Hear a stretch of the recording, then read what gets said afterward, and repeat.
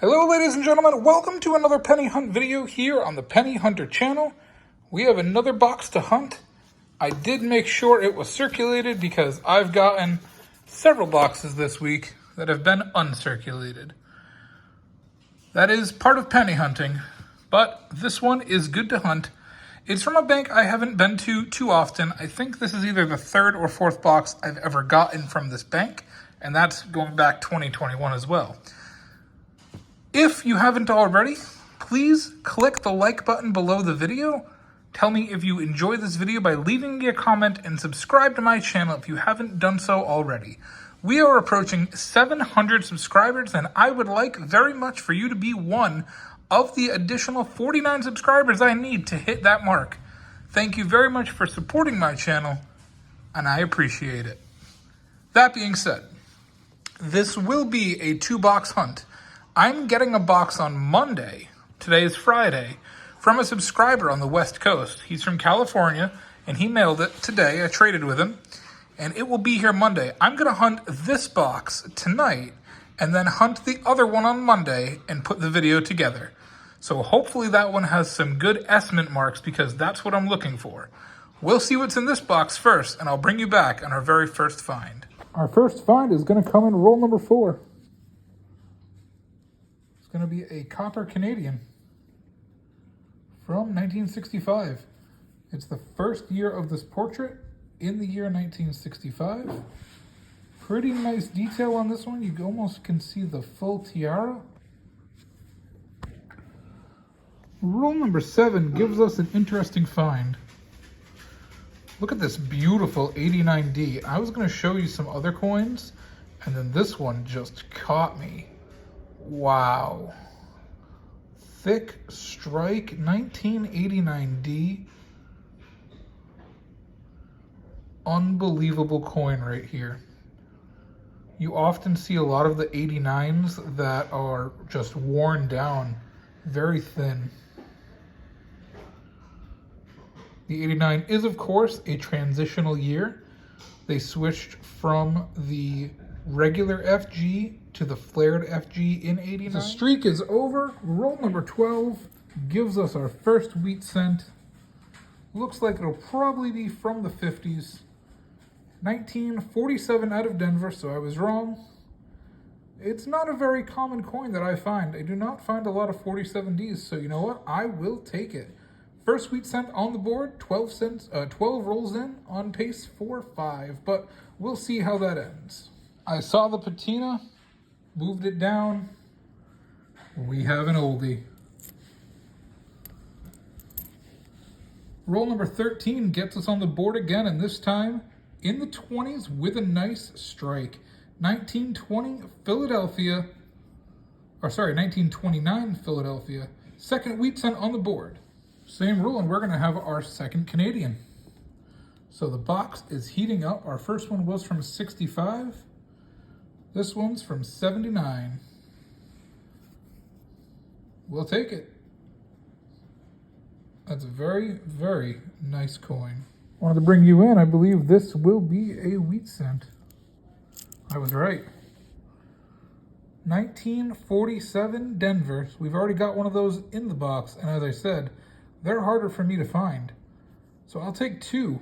And this is the third wheat cent in roll number 21. Roll number 22 brings us wheat cent number 4. 1940 out of Philly. Roll number 25 brings us wheat cent number 5. 1958 Denver, last year wheat cent. So we got 5 wheat cents halfway through the box. Bring you in on roll number 27. We got a foreign. I haven't been finding as many foreigns lately in Florida as I did in the past. This one is the 1 cent starfish, and I believe it's Bahamas. Yes, 1979 Commonwealth of the Bahamas. I'll set it aside. It's been a while since I have found a foreign that wasn't from Canada, so I'll take it. I'm going to bring you back in. I found another really nice 1989 Denver. Look at this coin. It's not a proof, but it's struck like one. Look at that rim. I thought it was a proof when I saw it in the roll turned around, because look, that is what I saw. This is a super nice coin. This has a proof-like finish on it. Wow, that's the second one in the box already. 2 coins later, I didn't even see it. Roll number 28. Wheat cent number 6. 1956 out of Denver. So this box has been giving us quite a number of finds. Not all wheat cents, but it's been a very fun hunt. I've been finding even more late 80s really nice shiny coins already in the last couple of rolls. So I'm having a lot of fun in this box. This roll keeps on giving. We have a Canadian, but first I wanted to show you this. This was 2 coins behind that wheat cent. 1974D.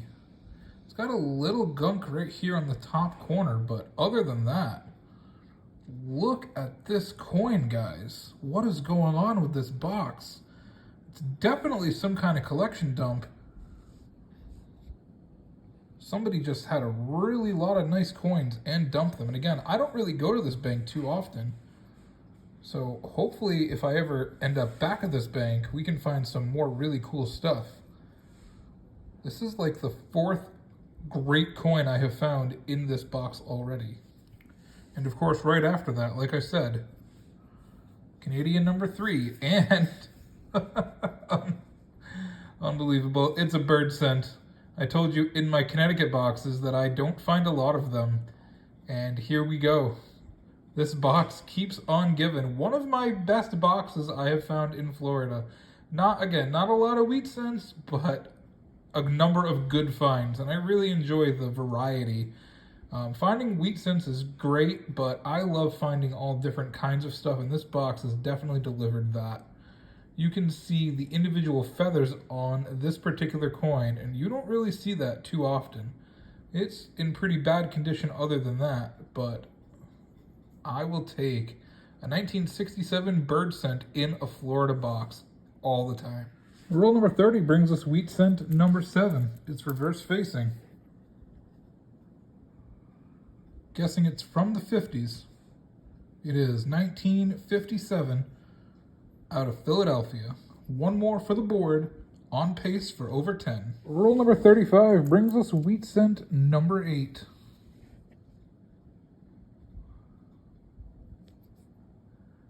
(1956) Denver. We do find quite a number of these, but we'll add it to the board. Hopefully we can get 10 wheat cents by the end of the box. Roll number 36 brings us wheat cent number 9. 1956 out of Philly. So this one's not out of Denver, but it's another 56 for the board. Got some nice patina on it, little dark blackened background. Really makes the coin pop. Looks really nice. Roll number 39 brings us wheat cent number 10. 1946 out of Philly. So we've hit 10, and we still have 11 and a half rolls to go. Same roll, a couple coins later. Canadian number 5. Oh, sorry. Foreign number 5. Canadian number 4. 1977. Same roll, 2 Canadians and a wheat cent in roll number 39. This one's newer. 1991. Roll number 41 gives us wheat, oh, I always say that, gives us Canadian number 6. 1986. Same roll. Another Canadian. 1980. So we're up to 7 Canadians and 10 wheat cents in this box, so we still have 9 rolls to go. Roll number 42, it was facing us. Wheat cent number 11. 1944 out of Denver. Oh, if I saw that reverse, I would have thought it was old, and I would have been disappointed because it was a 44 Denver. Finally! It's been a long time. A number of boxes since I have found a young head in a Florida box. I did find a few in those Connecticut boxes, but it has been a while. 1964. So we have a young head and a bird cent in the box. it has been a while since I have found those in Florida boxes, like I said. Oh. And we are up to 8 Canadians already. That is a lot of Canadians in a Florida box, almost triple what I actually average.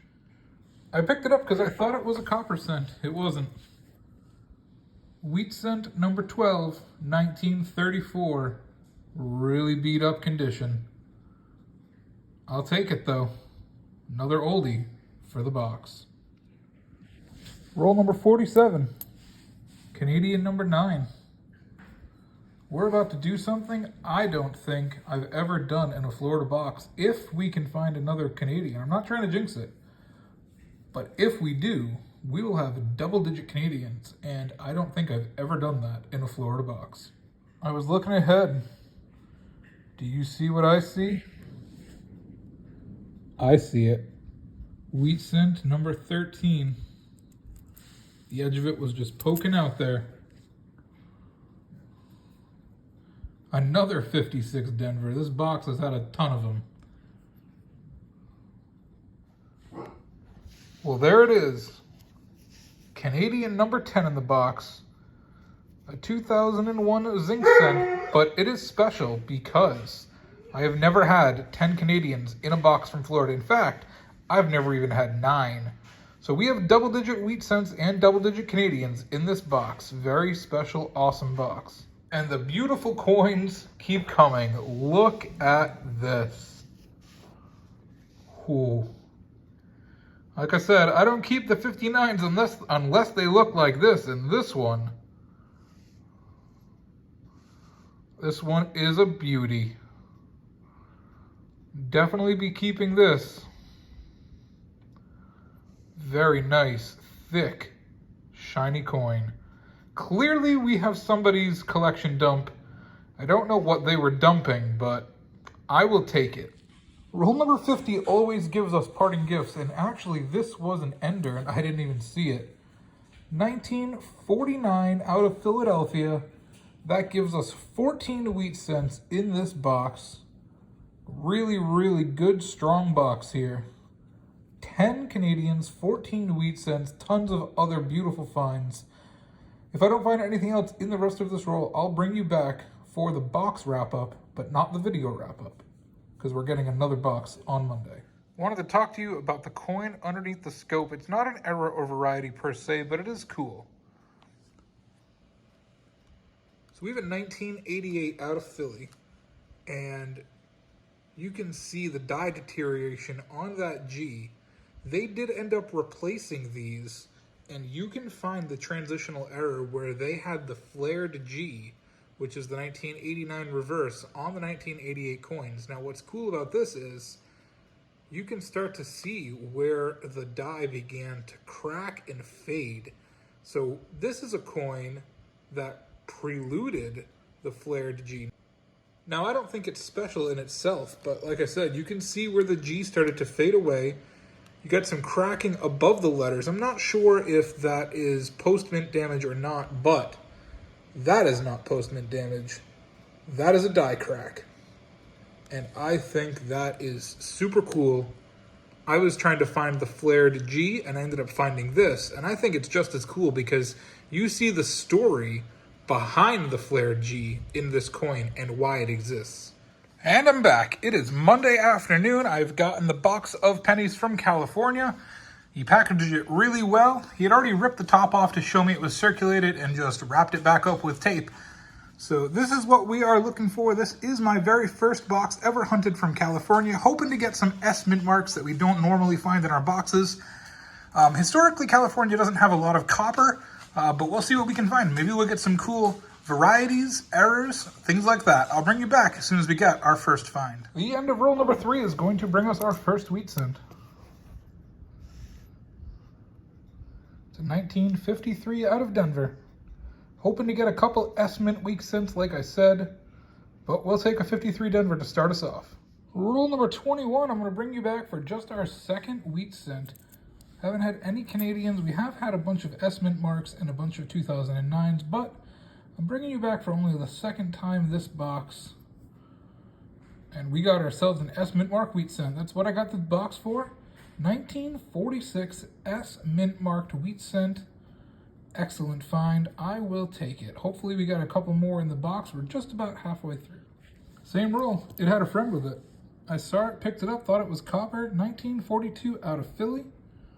Wheat cent number 3, just about halfway through the box. Coming back at roll number 25, we have our 4th wheat cent. 1949 out of Philly.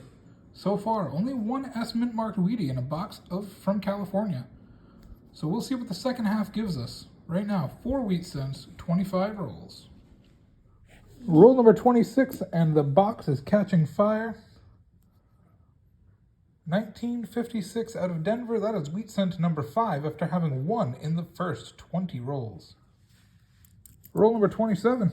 Back-to-back rolls with a find, and we've had quite a few in this row of oh my god.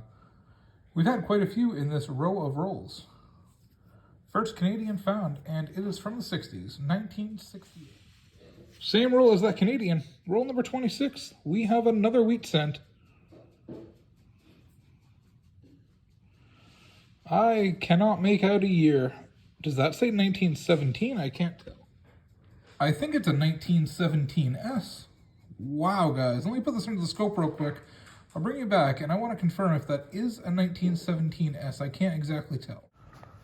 And we're back. Under the scope, it does indeed look like a 1917. I didn't know if this was a 4 or a 1, but it does look like a 17. And we can confirm it is a 17S. I will put the total mintage below. I believe it is a lower date, a lower minted date. Because the 1910, 11, 12, 13, 14, and 15 all were semi-key dates. This is not a semi-key date, but it definitely was not minted a lot. So I will have the total mintage below on the edited video. Bringing you back in roll number 28, we have another Canadian. After not having a single Canadian in the entire first half of the box, we have now had 2 in the last 3 rolls. Roll number 34 brings us another wheat cent. We're up to 7 wheat cents after starting with almost nothing in the first half of the box. 1941 out of Philly. So it's weird, a majority of these wheat cents have been from Philly or San Francisco. I don't think I have a single Denver wheat cent that I have pulled yet. Could be wrong, I don't think so though. The other weird thing is most of my zinc cents have all been from Denver. I haven't found a single 1998, 1999, or 2000 Philadelphia coin to check for the wide AM yet. But most of my wheat cents have been from Philly. Again, weird. Bringing you back for wheat cent number 8, we have another S mint mark, and I'm happy about that. We have 11 rolls left plus the rest of this roll. So far, we have 2 S mint mark Wheaties, and they're both from the 40s. Same roll. Couple coins after that. We have a really beat up young head. I couldn't even tell it was a young head, but then I saw it from the right light. Let's see what year this is. 1964, not a surprise. Most of them are from 64. This one is in very poor condition, but we'll take it. Well, we're getting near the end of the box. Roll number 48 after a little bit of a break. First Canadian or wheat cent found. It's Canadian number 4, 1989. I'm surprised I honestly found 4 Canadians in a California box. They're not that close to the Canadian border, but you know what? I'll take it. It's more than I get in a Florida box. Another 2-box penny hunt, and this was another fun one. Tons of finds, over 65 coins pulled from both boxes. Remember, 1 was from Florida and 1 was from California. Let's start with the wheat cents, where there were 22 total wheat cents, and 3 of them were older than 1940. 1 was that rusted over 1917S that we had to put under the scope to verify, and then we had a 1929 and a 1934 from the Florida box. Averaging over 10 per box is the goal, and we hit it. Due to the record-setting box from Florida, we pulled 10 Canadians in that box and 5 Canadians in the other box for a total of 15. 1 bird cent and 1 young head from 1964. We also got that 1979 coin from the Bahamas for 16 total foreign coins found. We had 22 total San Francisco mint marks between both boxes, with a majority of them coming in the California box. No surprise there. The find of the box was the blazing 1959 from the Florida box. I'm giving it a loose AU grade. And then I also found those 2 really nice 1989 Ds, which I'm giving mint state grades to. I think they're that good. I could be wrong. And then we also found that really cool 1988 die crack. Overall, I enjoyed the hunt. I didn't have a lot to scope for varieties as expected from the California box, but getting a ton of S Mint marks made me happy. Setting a record number of Canadians in the state of Florida also made me happy, and averaging over 10 cents per box was great. Today's hidden giveaway is: how many 1956 minted wheat cents did I pull in this video? As always, leave a comment that says, "I've counted them," and send me an email once you've done that. Thanks so much to all my penny hunters out there. Please make sure to like and subscribe to my channel to stay updated. Have a great night.